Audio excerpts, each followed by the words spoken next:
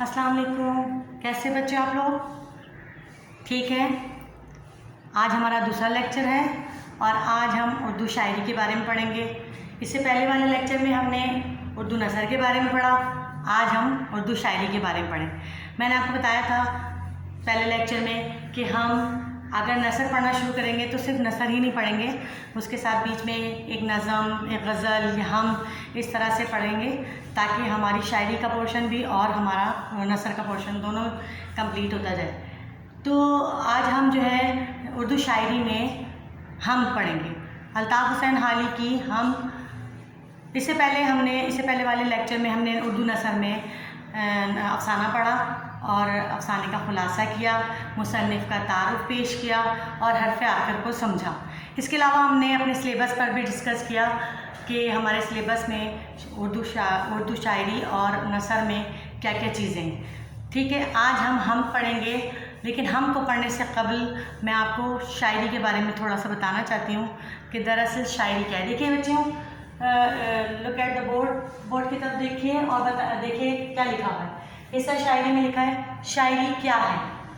किसी को पता है शायरी क्या है? शायरी क्यों करते हैं, क्या वजह है शायरी की? तो शायरी जो है इंसानी जज्बात और एहसासात की लफ्ज़ों के ज़रिए तर्जुमानी शायरी कहलाती है। इंसानी जज्बात और एहसासात के लफ्ज़ों के ज़रिए तर्जुमानी शायरी कहलाती है। अच्छा, शेर क्या है? शेर क्या होता है? शेर शऊर से निकला है, लफ्ज़ शऊर। शऊर का मतलब क्या होता है? जानना, किसी भी शय के माहियत को जानना, किसी भी शय की हकीकत को समझना, अच्छे बुरे की पहचान करना शऊर कहलाता है।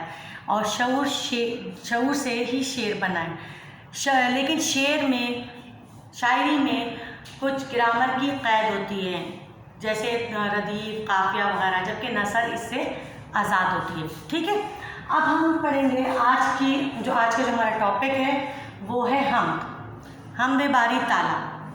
ठीक, हमदे बारी ताला। हम की तारीफ़ क्या है? हम की तारीफ़ सबसे पहले तो हम पढ़ेंगे हम की तारीफ़। हम क्या है?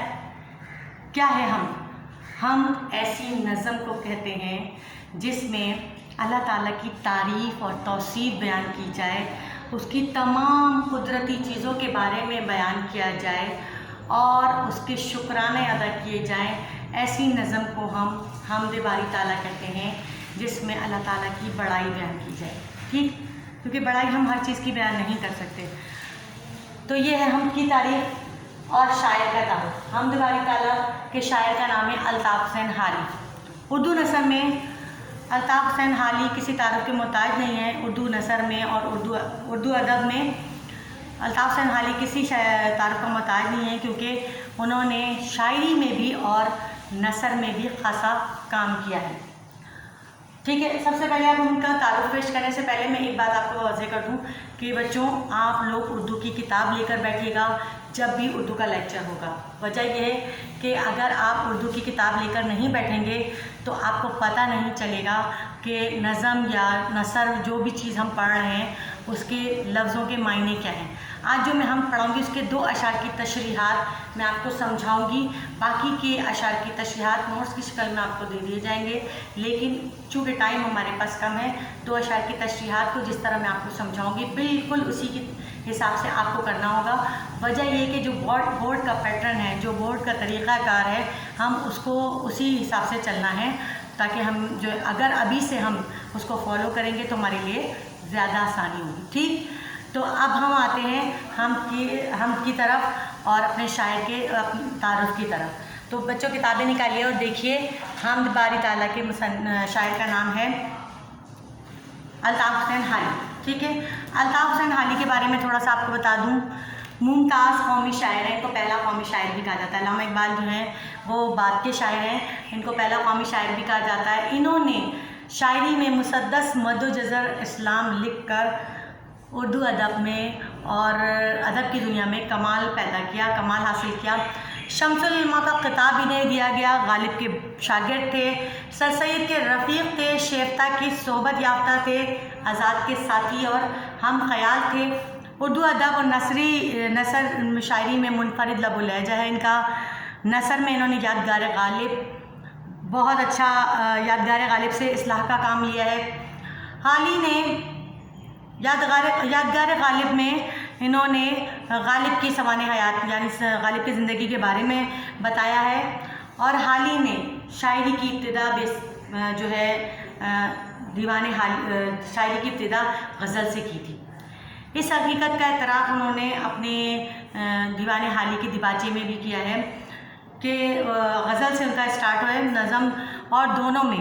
نظم اور غزل دونوں میں انہوں نے حقیقت نگاری سے کام لیا ہے۔ ٹھیک، یہ تھا الطاف حسین حالی کا تعارف۔ رشید احمد صدیقی کے بارے میں کہتے ہیں کہ مصدق حالی وہ شاہکار ہے جس نے شاعری کی دنیا میں اور قوم کی زندگی مذہب انقلاب برپا کر دیا۔ حالی اگر صرف مسدسی لکھتے تو بڑے آدمی ہوتے۔ احتشام الحق لکھتے ہیں کہ حالی کا نام ان کی خوشی شاعروں کی بدولت حالی کا نام ان کی قومی شاعری کی بدولت ہمیشہ زندہ رہے گا، اور اگر حالی نہ ہوتے تو اقبال بھی نہ ہوتے۔ ٹھیک، یہ ہے ہمارے بڑے بڑے مفکر جو بڑے بڑے شاعر ہیں اور جنہوں نے الطاف حسین حالی کے بارے میں جو رائے پیش کی ہے وہ میں نے پیش کی ہے۔ اب آپ کو یہ ہو گیا الطاف حسین حالی کا تھوڑا سا تعارف۔ اب میں آپ کو جو ہے اشعار کی تشریحات، ہم کے 2 اشعار کی تشریحات بتاتی ہوں، وہ کس طرح کرنا ہے۔ دیکھیے، پہلا شعر ہے، قبضہ ہو دلوں پر کیا اس سے سوا تیرا۔ اپنے بک میں دیکھیے بیٹا، قبضہ ہو دلوں پر اس سے سوا تیرا، ایک بندہ ہے نافرمان ہمسرا تیرا۔ ٹھیک ہے، اب آپ کو اس کی تشریح کس طرح کرنی ہے یہ میں آپ کو بتا دیتی ہوں، آپ اس کو ساتھ ساتھ دیکھتے جائیے اور سمجھتے جائیے کہ کس طرح سے ہمیں کرنا ہے۔ ٹھیک،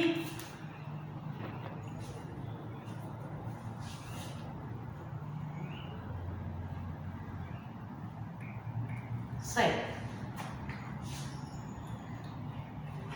سب سے پہلے ہمیں لکھنا ہے تعارف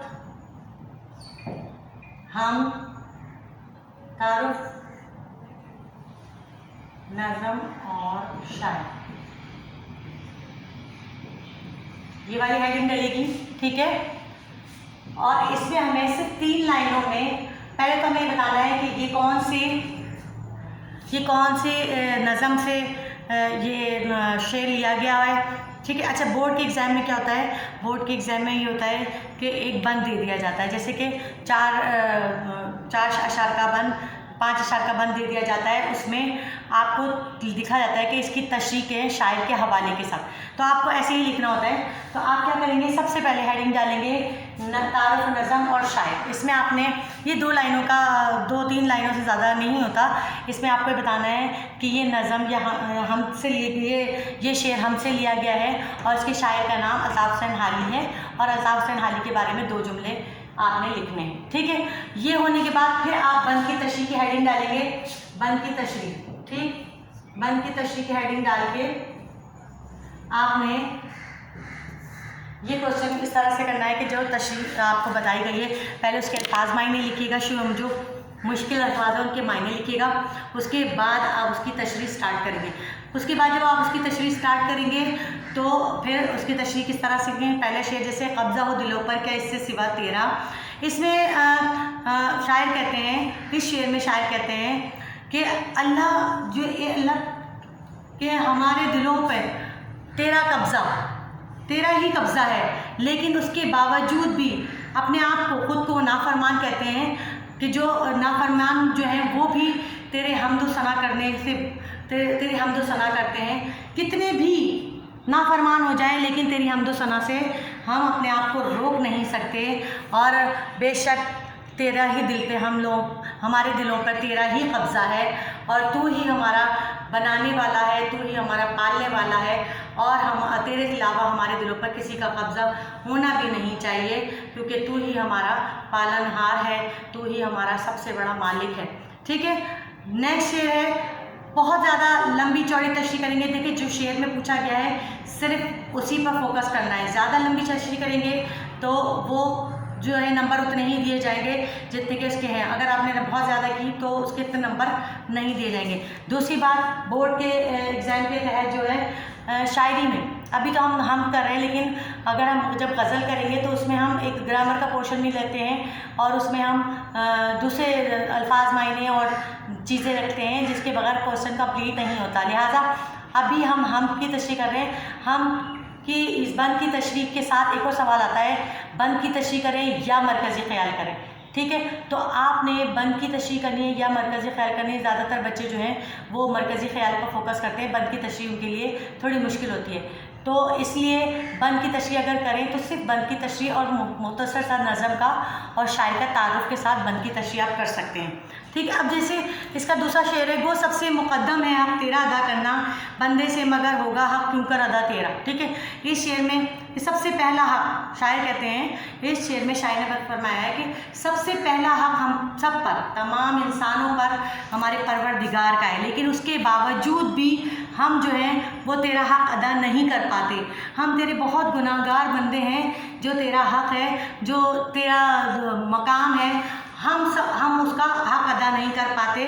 لیکن دنیا میں سب سے پہلے حق جو ہے ہمارے رب کا ہے، ہمارے پروردگار کا ہے، مگر ہم سے وہ حق ادا نہیں ہو پاتا. ہم تیرے نافرمان ہیں، گناہ گار ہیں، اس لیے ہم جو ہے چاہتے ہیں کہ تیرا حق ادا کر سکیں، لیکن اس طرح ہم نہیں کر سکتے. ٹھیک، اسی طرح سے آپ نے بقیہ اشعاروں کی بھی تشریح کرنی ہے اور اسی طرح سے بھی ہمیں آگے ہم کی، نعت کی، غزل کی دو اشعار کی میں تشریحات آپ کو بتاتی جاؤں گی، کیونکہ ہمارے پاس وقت بہت مختصر ہے اور ہم جو ہے لمبا چوڑا لیکچر آپ کو دیں گے تو آپ جو ہے سمجھ نہیں پائیں گے. ان دو اشعار کی تشریحات کے ساتھ ہی آپ کو میں نے پورا طریقہ کار بتا دیا ہے.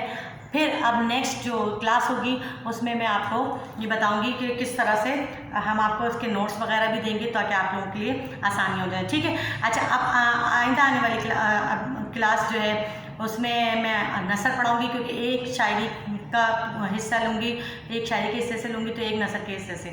ٹھیک ہے، اب ہم نیکسٹ جو پڑھیں گے وہ نثر میں سے ہوگا. اب آپ کا کام یہ ہے کہ دو اشعار کی تشریحات میں نے آپ کو بتا دی. دو اشعار کی تشریحات آپ نے کاپی پہ کرنی ہے نظم اور شاعر کے تعارف کے ساتھ. ٹھیک ہے، یہ آپ نے کرنی ہے اور جب نیکسٹ کلاس ہوگی تو پھر میں آپ یہ سارا اسائنمنٹ آپ کا جو ہے ہم چیک بھی کریں گے، لہٰذا یہ کام آپ لوگ کیجیے گا. بس اب تک کے لیے اتنا ہی تھا اور اب مجھے اجازت دیجیے. اللہ